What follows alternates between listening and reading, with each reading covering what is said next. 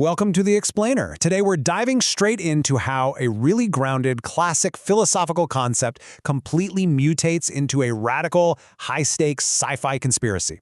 We're looking at the book Veil of Ignorance.pdf by Marcus Heinrich Rehbach.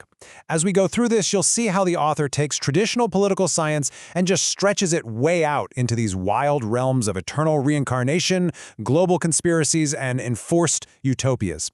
It's a pretty wild narrative ride, so let's break down exactly how this fictional universe is put together. So let's dive right into this thought experiment. Imagine you're tasked with designing a brand new society from scratch. You're writing the laws, distributing the wealth, setting up the entire justice system.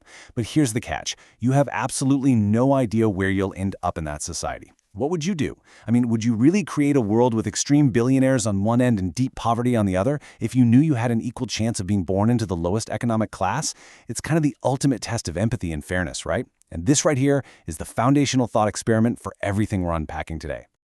Now, to really grasp the sci-fi conspiracy we're heading towards, we first have to ground ourselves in the real-world philosophy it's based on.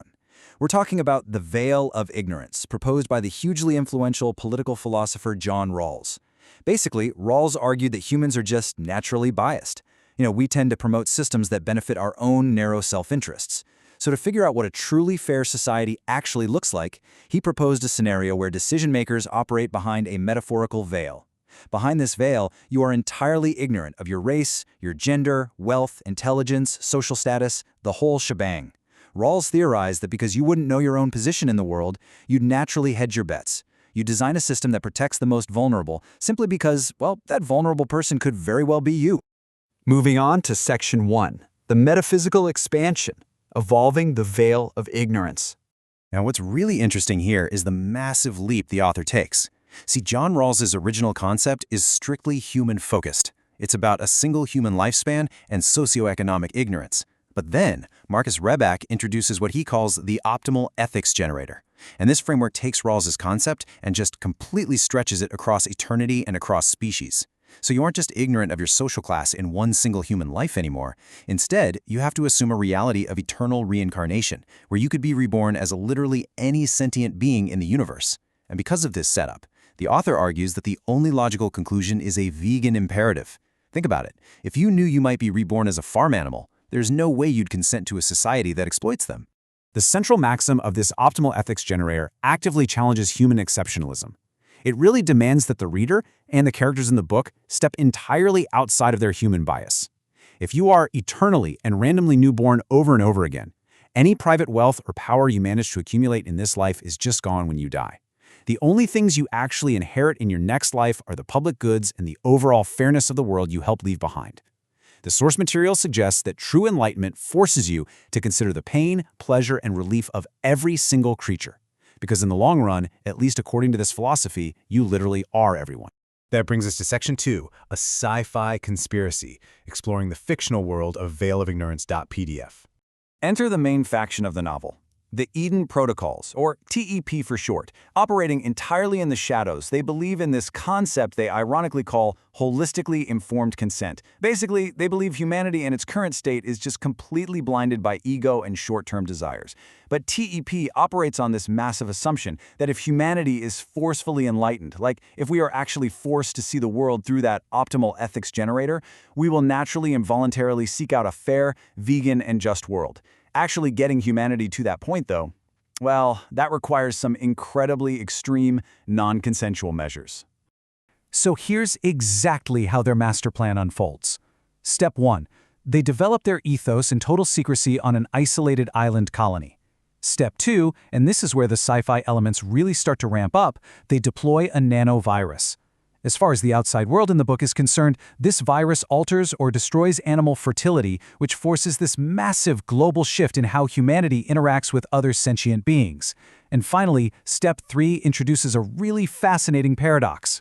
To maintain absolute secrecy while orchestrating this entire global shift, TEP enforces a strict memory wipe on anyone who leaves their island colony. And that leads right into Section 3, enforcing the literal veil, mind wipes and utopias. Here, the author takes that metaphorical veil of ignorance John Rawls proposed earlier and turns it into a literal, physical reality within the story. TEP actually forces this veil upon its own members. So out in the real world, TEP operatives might be working in liberal think tanks or green cooperatives, completely unconscious of their active membership in a global conspiracy. All their memories of the island, the nanovirus, it's all entirely suppressed. They only get these memories back when they return to the island and undergo a very specific ceremony to lift the veil. The group is essentially relying on ignorance to protect their pursuit of a utopian society, which is a wild twist. To achieve this absolute secrecy, TEP experimented with quite a few methods. They initially tried hypnosis, but quickly deemed it way too unreliable since it relied so much on self-suggestion and, could easily be faked. So to ensure a truly foolproof literal veil, they developed this potent combination of mild psychotropic drugs, specific light strobe techniques, and audio trances. And this brilliantly illustrates just how far they're willing to go. This specific combination successfully locks away all memories of the conspiracy, ensuring that when these operatives are out functioning in the normal world, they literally cannot accidentally blow the whistle on the Eden protocols. But the technology in the novel actually goes even further than just memory wipes. The author outlines this scenario where tech is used to temporarily infuse an entire belief system into a person. The book describes these electrochemical devices that are used to literally enforce the optimal ethics generator. They chemically and electrically force a person into a state where they truly believe they're going to be reincarnated as any person or animal affected by their decisions. I mean, imagine voting in an election where your brain is quite literally wired to feel the consequences of the lowest member of society.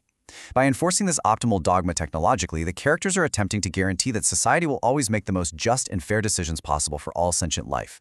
Which brings us to the ultimate tension at the heart of this explainer.